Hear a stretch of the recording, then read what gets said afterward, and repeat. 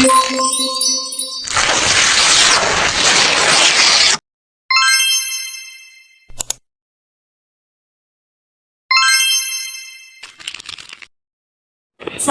warahmatullahi wabarakatuh. Kembali lagi bersama saya Desri Sumawati dalam podcast Suara Belajar. Kali ini kita akan membahas tentang pentingnya peranan pemuda dalam pemilu atau demokrasi. Di sini sudah ada 3 narasumber kita yang juga adalah seorang pelajar dari SMK Negeri 1 Kalisunter. Sebelumnya kita perkenalan terlebih dahulu. Mungkin bisa dimulai dari sebelah kanan saya. Halo, perkenalkan nama saya Asbi bin Mansa dari kelas 10 AKL 3. Saya Panji Aryo Putro dari kelas 10 AKL 3. Saya Wahyu Purnomo dari kelas 10 AKL 3. Baik, terima kasih telah memperkenalkan diri. Sesuai dengan tema kita pada hari ini, yaitu pentingnya peranan pemuda dalam pemilu atau demokrasi. Teman-teman di sini sudah pernah ikut demokrasi di sekolah atau di lingkungan masyarakat? Kalau di lingkungan masyarakat belum, karena saya belum 17 tahun. Kalau di lingkungan sekolah sudah pernah dalam pemilihan presiden dan wakil presiden OSIS. Kapan itu pelaksanaannya? Sekitar bulan yang lalu. Di depan saya ada tambahan. Ya, saya ada tambahan, saya juga pernah mengikuti demokrasi di lingkungan sekolah dengan pemilihan ketua kelas 13. Jadi saya tidak ada tambahan karena saya juga pernah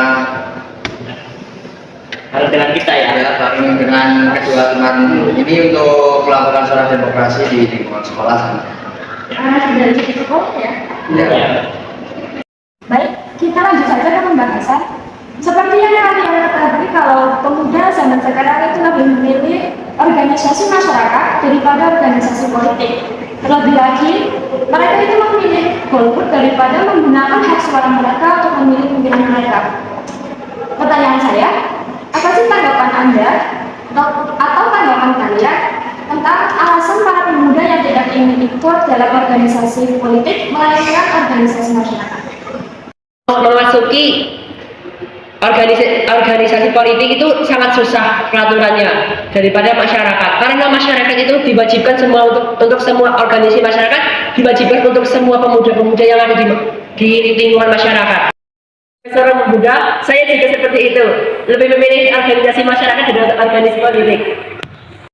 Pemuda zaman sekarang itu sangat malas terhadap peraturan. Ya, contohnya seperti saya juga sebenarnya malas terhadap peraturan. Tapi jika Anda ingin memasuki organisasi politik, pemuda zaman sekarang itu harus mempunyai kenalan orang dalam. Jika ingin melewati fase seleksi ataupun melewati fase peraturan saat seleksi tersebut. Dengan mudah ya. Ya, dengan mudah. Bagaimana jika politik yang dibangun dengan pemimpin yang memiliki sedikit kekurangan? Menurut pendapat kalian itu bagaimana tentang hal tersebut? Di Indonesia masyarakat itu lebih memandang citra di depan layar TV, bukan citra yang sebenarnya terjadi di belakang oleh calon pemimpin tersebut.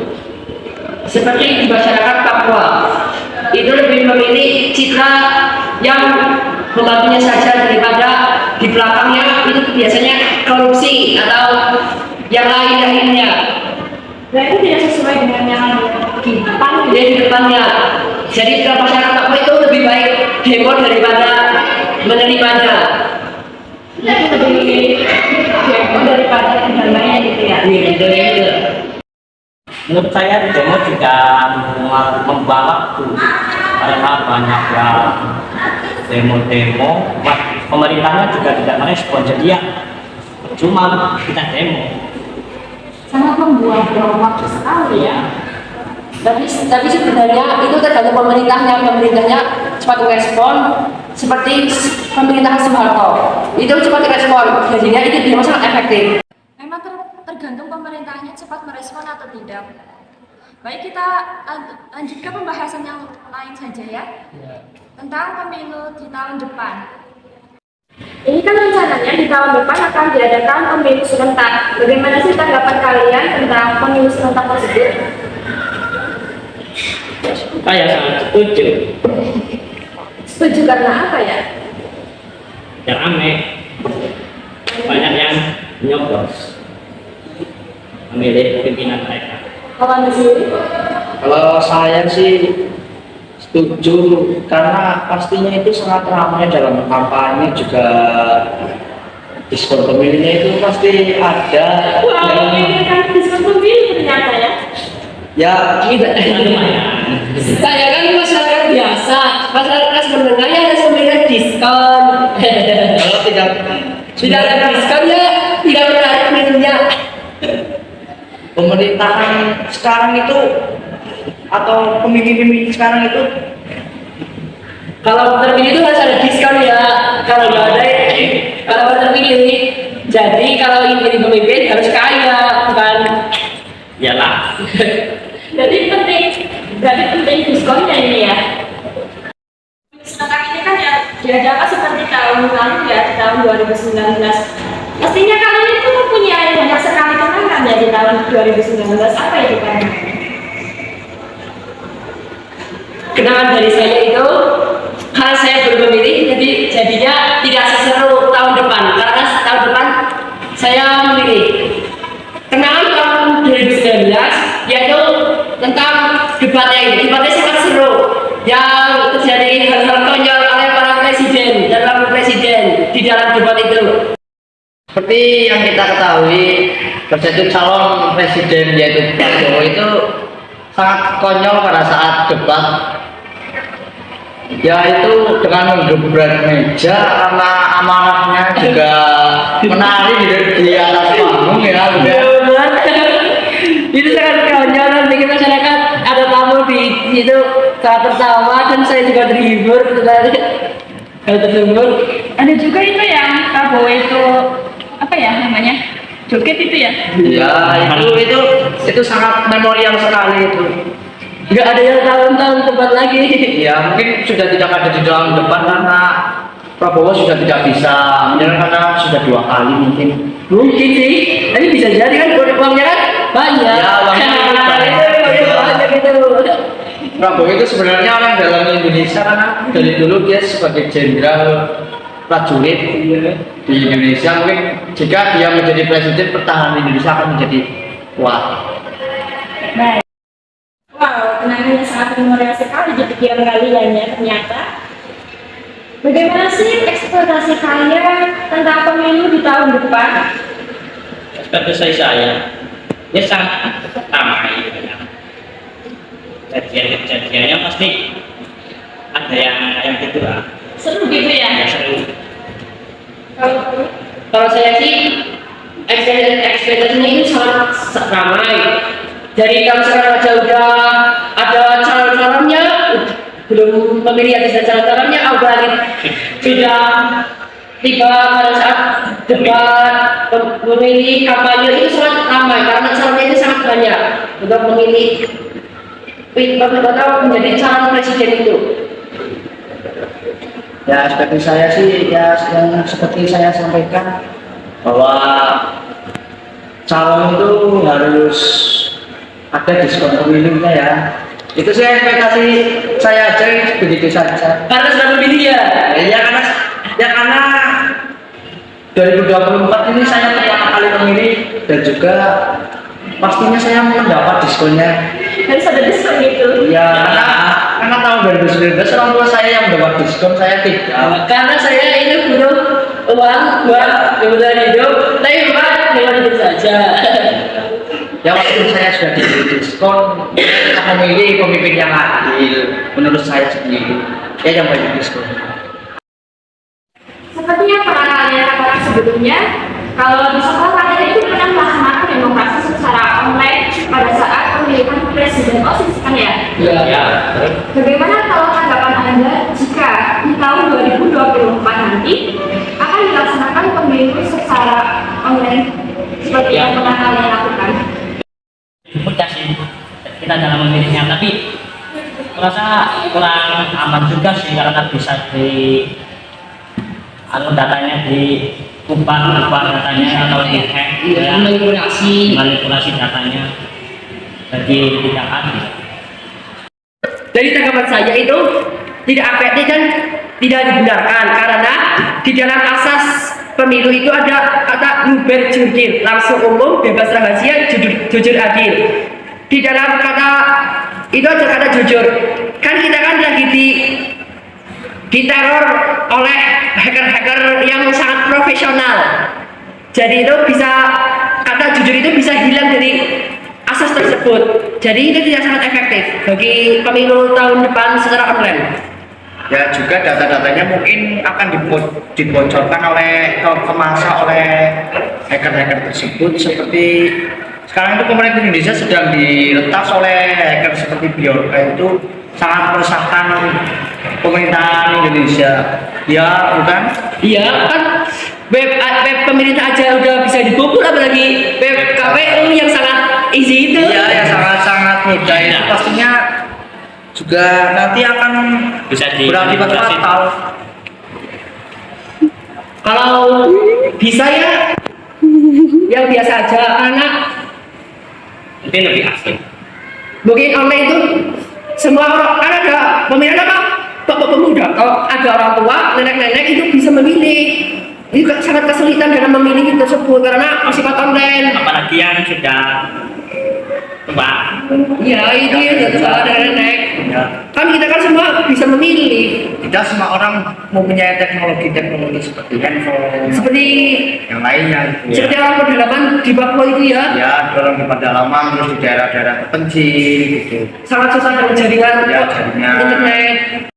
Jadi saya sangat tidak setuju tentang pemilu tahun 2024 dilaksanakan secara online. Mulai dari kendala-kendalanya, cara pemasangannya itu sangat susah. Lebih baik itu dilaksanakan secara biasa saja yang dilakukan secara tahun-tahun yang lalu. Di tahun sebelumnya gitu ya,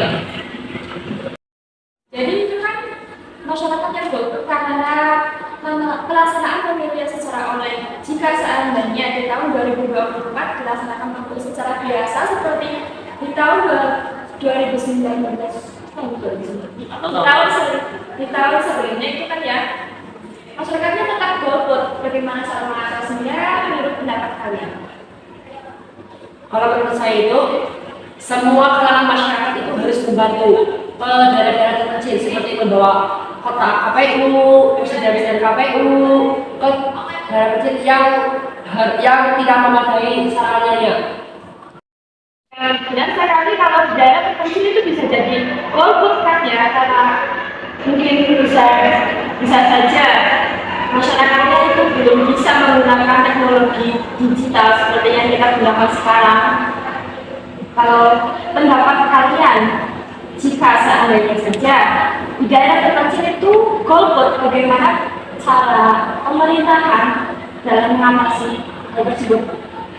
Dengan ya bisa dengan membangun jalan-jalan ke daerah yang terpencil. Mereka akan membawa petugas KPU dari kota dan bisa memberikan sosialisasi kepada orang-orang yang ada di daerah terpencil tentang pemilu itu. Juga seharusnya pemerintah Indonesia itu memberikan akses jaringan atau internet di daerah terpencil itu dimulai dari sekarang, karena 2024 itu kita tahu itu sangat cepat ya. Teknologi sekarang juga sudah sangat canggih. Ya, teknologi zaman sekarang itu sangat canggih dan harus memerlukan ini seperti halnya handphone, laptop, komputer atau yang lainnya. Dengan internet. Jika format itu dilakukan online kan pastinya masyarakat di sana yang belum memiliki atau bisa menggunakan teknologi itu pasti belum bisa memilih. Jadi bisa tahu ya tentang teknologi saat ini ya. Ya, Karena semakin bertambahnya tahu, maka semakin modern ya kita. Kalau masyarakat golput itu bagaimana ya negaranya ya? Ya negaranya itu tidak pasti yang memiliki itu sangat seperti karena ini dia bisa disia-siakan. 5 tahun Pak, betul sih? ya 5 tahun. 5 tahun cuma satu kali nih jangan disia-siakan untuk mendapatkan Diskon gitu gitu. Iya, diskon Itu diskon lebih penting daripada semuanya. Iya, walaupun nggak dapat diskon tapi pemerintahnya adil, Ya, lebih baik tuh. ya itu sangat baik, tapi lebih baiknya lagi mendapat diskon. Dan pemerintahnya adil. Adil.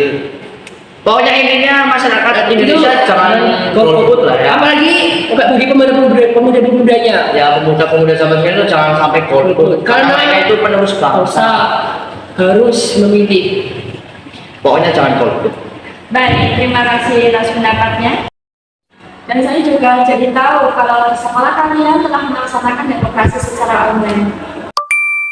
Jangan, masyarakat itu jangan golput, harus mengeluarkan suara, harus menggunakan hak suara mereka untuk memilih pimpinan mereka sendiri. Terima kasih kepada tiga narasumber saya karena telah memberikan masing-masing pendapat kalian sendiri.